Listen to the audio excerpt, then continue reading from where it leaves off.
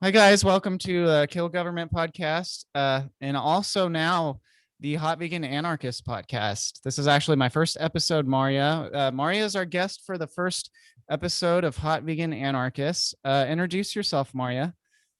Hi, guys and gals, gods and goddesses, whoever you want to be. I'm Marja West. Nice to be here. Thanks, Nathan. Oh, thank you for being on the show, Marja. Marja is a good friend of mine. We first met at the Free Your Mind, I think it was Free Your Mind 4 conference. 2016. 2016 Free Your Mind conference hosted by Mark Passio.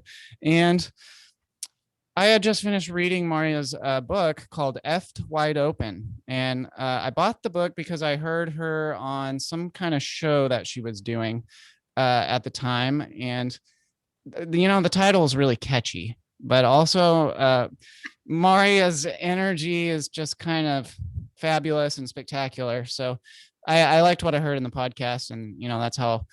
And then she just happened to be at Free Your Mind conference, and I didn't know she was connected with that group of people, but she was talking about natural law in the book. So I was like, you must have listened to Mark Passio or something. No, I do listen to Mark Passio, but I knew about natural law decades before Mark Passio because I'm an old lady. So when you're over 60, you learn about a lot of shit.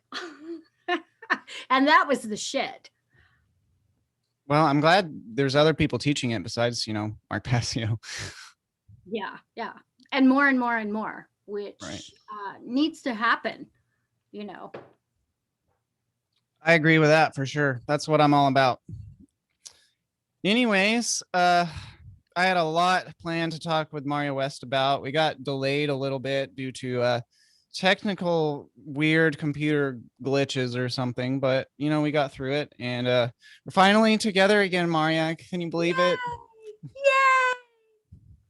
Everything's so digitalized, and in a way it's kind of futuristic, because I don't know if without this kind of stuff if I would ever even see Marja West again, you know what I mean? Yeah, exactly. And when I saw you, that was my first outing since the whole shit show of my life from the end of 2014 throughout 2015. So that was my first outing after being in the fetal position for over a year. And so that was a good outing because it gave me hope for humanity. Oh Lord. So that was a good thing to just kind of reintroduce myself back into circulation after. Yeah, I heard what happened to you. I was listening to Dominic's last episode and stuff, and it's kind of strange, but you talk a lot about reality transurfing, and I've read the book. Marja didn't even tip me off onto reality transurfing, but she did tip me off on the sequel, Tufti the Priestess, right? Yeah. The Tufti. Yes. Tufti, yes. I love her because she reminds me of myself. So my last tour that I did, which was in 2019, I was waiting for my Uber driver to come get me because I was going on a trip for a few months over to the UK. And here's my mail lady. Wait, I got something for you, and I'm like, oh, what is it? And it was the Tufti book. And I'm going, oh, shit.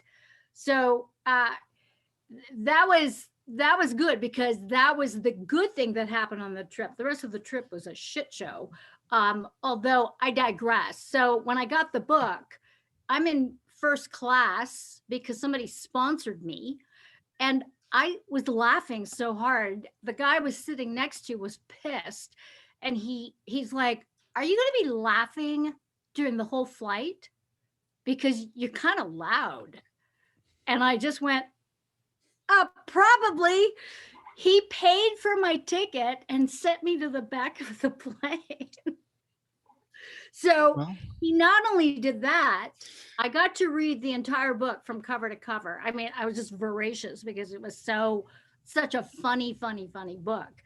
And then on the way out, he actually gave me a pass for a month at this really swanky, bougie spa in London, which was super strange. And I'm like going, hey, score. Why not? I'm a girl. I'll go. So that was the whole kind of reality transurfing thing with the Tufti book, Tufti the Priestess. And it really set me up for a lot of really weird, wondrous events that appear to be shit shows, but then you have to turn around and find the advantage and the benefit of why shit is going south. And one of the things that happened is I got spat on by a crazy woman in Belfast who was totally offended by my talk on the masculine feminine integration within both men and women, male and female, because she wanted to just go off about the various 92 or 94 gender pronouns, right? It's like, I don't want to talk about that shit. You can be there, but anyways, so getting knocked down in Belfast and getting spat on, that was something. Scared the shit out of me. It's not fun. Yeah, and male-female integration is a very important topic, especially for hot vegan anarchists. Kill government too, but in a different kind of way. Yeah. Because by integrating your male-female halves, you actually become infinitely more powerful than just one side alone. And you absolutely much more easily, kill government or do whatever it is that you're trying to do in reality, really, whatever it is that you're trying to do. Yeah. If you're a whole person, you'll be way more able to do that. Absolutely. You're bypassing their fucking divide and conquer agendas that they want to just shove down everybody's throats. And people are fucking zombies in the Matrix. They want to believe that shit. And that's I'm still listening, by the way. So still listening. Yeah. So go ahead and talk. So all that divide and conquer stuff, it starts within each and every one of us internally. So if we're calling our inner feminine a bitch or a cunt or some hysterical female who doesn't know shit, or we're emasculating our inner masculine by either calling him a pussy or making him wrong for every move that we make, we're in trouble. We're totally in trouble because we're always going to be seeking direction outside of ourselves. And that is just not where it's at. It's not where it's at. And I can tell you firsthand, before I integrated my male-female halves, I was totally fucked up. And it was mainly because I wasn't aware that I had a female side, right? I didn't even really know what that meant. You kind of hear it in spiritual circles, but until it happens to you, you don't really deeply get it. You know what I mean? Yes, absolutely. And we're not trained for that. I mean, we're brainwashed into this sexual divide from the moment we're conceived. And even before then, because, our parents, unless we're gifted with parents who are self-realized and have fucking figured out the brainwashing from get-go and got together when they conceived us, we're all fucked. That's all there is to it. There's no getting around it. And people can get offended as they like because I say that, but it's true. It's true. Yeah, and it's a really deep, extremely cosmically deep topic in a way, because this could go back to Anunnaki kind of origins, or DNA manipulators that maybe created humans as a slave species. And yes, maybe these Anunnakis might have been androgynous, meaning both male and female, fully in the body, right? I've heard of creatures that are, on science fiction and stuff, that are both male and female, bodily, right? Yes. What if these Anunnaki aliens or whatever split our DNA into male and female bodies, and then it created a whole bunch of chaos I actually heard this legend by this Zulu shaman that was David Icke was interviewing one time, and that's exactly what he said. Yep. Kreda Mutwa. Wonderful. You saw it. Cool. Yeah. Yeah. I have his books. I was just absolutely fascinated by just his vibe was like, it's definitely like, boom, he's right there. And he's nothing fancy. He's just right there, totally omnipresent, if that's even a way to describe it, one word. Yeah. Yeah, he seemed like he had some folk wisdom or something, let's just say. Yeah. Yeah. So we might as well say hi to the viewers directly. Hi, viewers. Everything go. Hello, darlings. Hello, bugs. Honey bunnies. I hope everything's going really fabulous for all of the listenership. And the same goes for the One Great Work Network viewership. Yes, it's so wonderful. And what I love about it is that it's completely self-governing. Like what? There's no real hierarchy, which is kind of amazing. I'm glad to hear that, dude. That's how I run things in my life. That's my problem with a lot of these so-called woke groups, because eventually they turn into their complete opposite, and they may be well-intended, but before you know it, it's just a bunch of sycophants bowing down to one person who's the law. And it's like, oh, and here we go again. We just fell asleep, every fucking one of us. And so I generally don't join up with that kind of stuff. One thing that, if I could do one criticism of the Free Your Mind conferences, and this isn't necessarily their fault per se, because it's kind of like a fractal pattern that pervades all of reality. But whenever you host an event and you kind of have a stage, right? And then there tends to be this invited speaker kind of hierarchy almost. You know what I mean? Where yeah. we're all going to share the stage, but it's only these handful of insiders and stuff. Right. If it was me, what I would do is just have a stage and be like, whoever wants to get on stage and do your thing, it's open for you. Be sure to be polite and stuff. I think that would have been really, really cool. And I think the one that we were at together, yeah. I may be mistaken, but I believe Freeman Fly told me that they were talking about having safe spaces, in which case I would have gone ape shit, I think. Safe spaces. Safe spaces. It's like, are you kidding? Like what? Yeah, I don't even know what that means. Like politically correct or something? Oh, of course. Where all the snowflakes can, have their fucking meltdown. That's funny. Oh. And, well, I'm glad that didn't happen. I know. Me too. So it's like, that event was really freaking amazing though. I went to 3 of them, but on the 3rd one, I actually stayed out of the conference room entirely. And I just did my thing with the other participants. I had a great time that time too, but it was also really cool to see Mark Passio talk about, I think it was order followers and the destruction of the goddess. And then, the dark feminine. I saw both of those presentations. Fantastic presentation. It's pretty, powerful to see him do his thing live, with a big audience. And it's just, world changing really, when you think about it. And yeah, I can criticize Free Your Mind conference, but again, that's just not really how people are used to doing things in the modern day.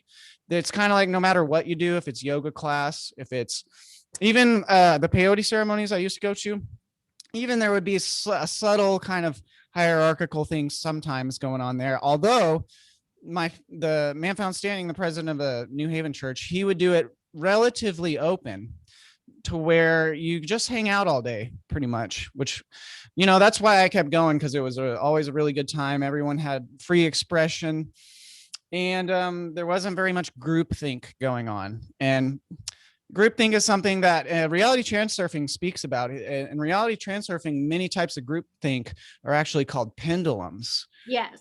And people unconsciously often create pendulums. Sometimes they know what they're doing with a certain intention, but a lot of times they're just running a program of the pendulum creation program.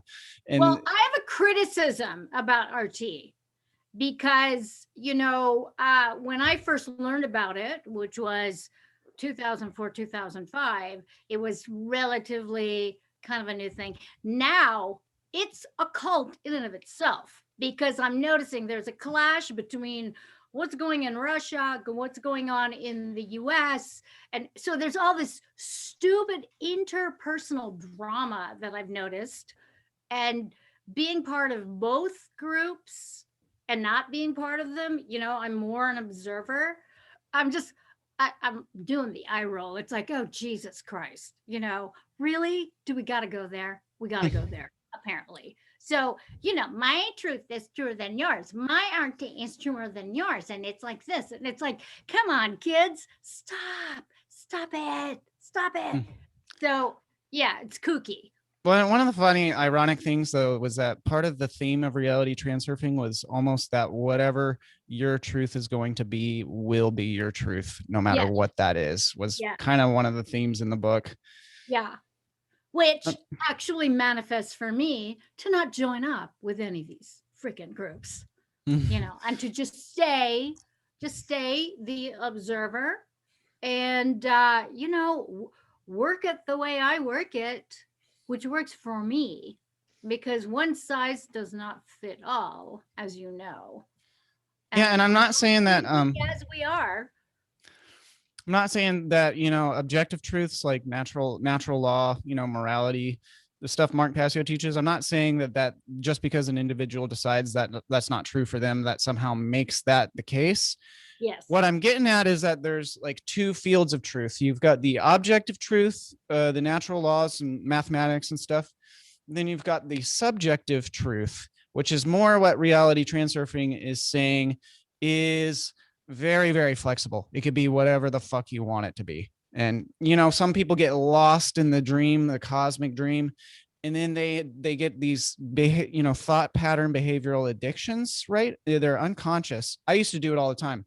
But what they end up doing is unconsciously creating their own hell world by telling themselves the wrong things. Exactly. Yeah. Well, and for me, I call that the Matrix. I call that the Matrix because that's what the Matrix does. It tells you who you are based on all of your stories, all of your influences, all of the inputs, all of the hijacking into your energy, whatever it is. And most people just never wake up from that. Ever. And, well, and it's like a mind virus, and the Matrix is the purveyor. The Matrix is like doing it on purpose. It's like they're fucking you over on purpose. Yeah. Oh, the pain of it, you know. And I know people who get off on their pain and suffering and will actually defend their pain and suffering and get offended because you wish them well. I've had people tell me to fuck off with my well wishing. It's like, okay, I will, you know, no problem there. But it's surprising to me when that comes up. Well, you know, some people are just grumpy, right? They can't even accept a compliment. You know what I mean? Yeah. I used to be grumpy, but I would still accept a compliment because that's just polite. Yeah. I think I couldn't afford to be impolite because I already like hated myself. Oh man. Yeah, I didn't need other people to hate me. I already hated myself enough. Yeah. Well, I'm glad you're out of that. Yeah, like I said, that's before I had my, you know, own personal goddess and that I can access at any time, right?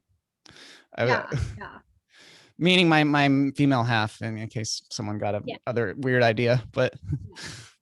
No, I think that's awesome. And I think it's awesome that more men are connecting to the she within he, or however you want to put it, you know, because I think that's really, it's powerful work to be able to wield that because it's a superpower. It is a superpower. It's cheat codes. I used to see whenever I was suffering with that issue, I was obsessed with trying to attract girls, right? And I would even read books about these pickup artist guys that would do all these kind of like almost like. What's your funniest one about that? Because it was just awful and it was endless. One of the funniest ones was at the Free Your Mind, like every single Free Your Mind conference, there was always some girl that I was like attracted to, right? And I got the fifth one, I think it was. Oh my God, I could have swore I almost had her, and she was so amazing. And then I just like I smoked too much weed or something. And then I just was like, I gotta go watch Mark Passio. Mark Passio's doing his presentation. I gotta go see him. And she was kind of up in a hotel room with some friends. And I left the hotel room, went to see Mark Passio, and then I got in the room watching Mark Passio. My heart was like, no man, go back. You don't want to see Mark Passio that bad. And then I went back and she was gone. She had already left the whole conference. It was God. I know, it was terrible. I cried for like 4 days over it. Oh, dude, I'm so sorry. Oh, I almost never forgave myself. Shit. So that was kind of no clue, no common person to track her down. Oh wow. No, I mean, I got her contact and stuff, you know, maybe if I build a free world, you know, with my hot vegan anarchist, right? And kill government too. Maybe if we get the job done, you know, one thing I want to do is have like a hot vegan anarchist community, right? Right? Doesn't that sound hot and vegan and amazing? So do you have like a plan for it, like a business plan and a whole? Yes, I do. All right, cool. So here's my business plan. What I'm going to do is HotVeganAnarchist.com will be a Facebook / dating site / community building / information outlet about, you know, attraction, veganism, anarchism, spirituality, and, you know, relationship oriented topics, right? So it'll be a way for people to create an account, go on instant dates with, you know, people if they want. You could even go on a blind date, right? And just meet a random person, and everyone will have a rating, right? And the ratings can't be censored. So it'll be an uncensored rating system where any psycho or any amazing person could go on there and give you shit ratings, right? But they're only allowed to give you one rating like per date. My God. Yeah, so you know, naturally some people will attract some haters, right? But you gotta, when you're reading your reviews, you gotta be able to discern, you know, and maybe just give the guy or girl a chance, and they'll have like either like a 9 out of 10 rating or like maybe a 5-star rating, you know, based on the review, similar to Amazon, right? Nice. Yeah. Nice. Wow, you've really thought this one out. That's cool. Yeah, thanks. Yeah, I even got a coder and stuff that I'll probably be working on it with. Nice. Yeah. Good job. Thanks.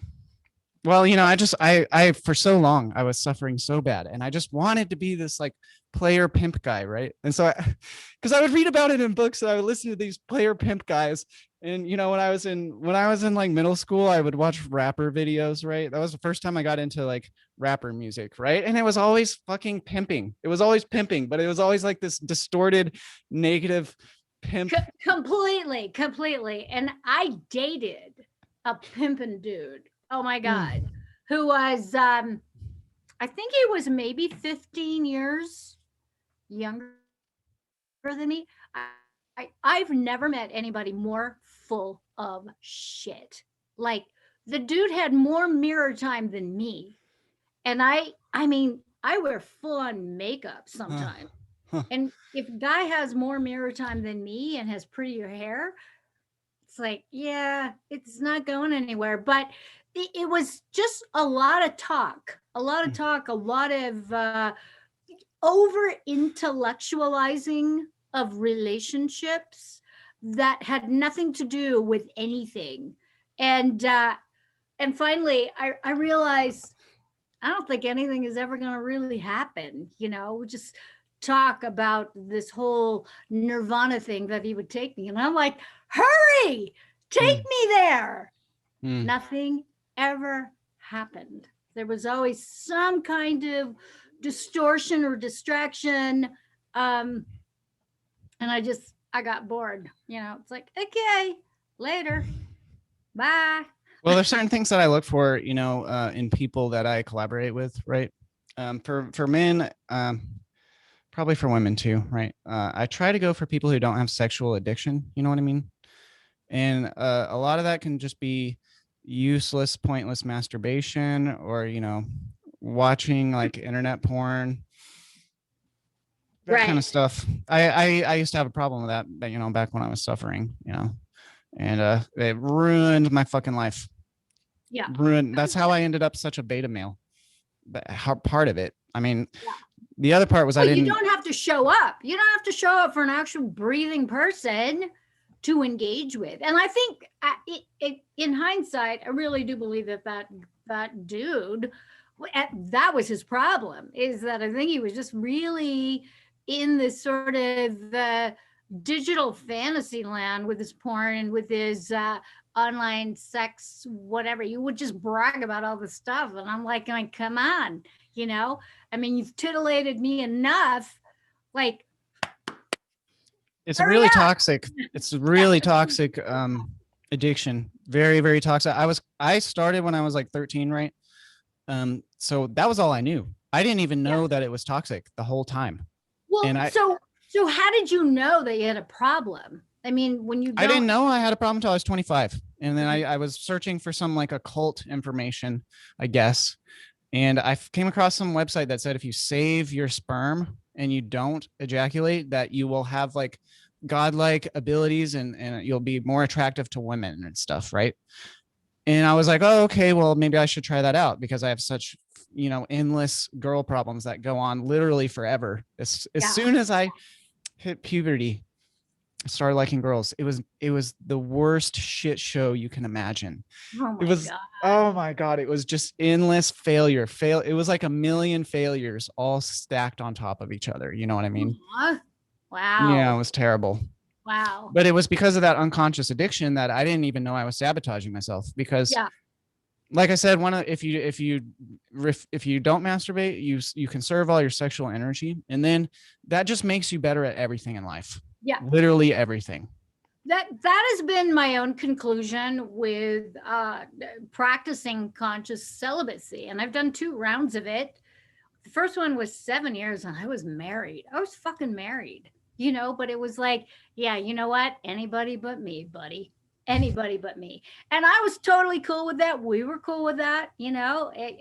I think as a woman, because we're such receptacles for all kinds of shit, my body had just reached its like saturation point where it's like, fuck, no. And so you have to undergo this journey of purging and really getting real. And then when you have a violent sexual history of predators and incest and pseudo trafficking with the neighbors and shit like that, you have to get real, because otherwise there's this sort of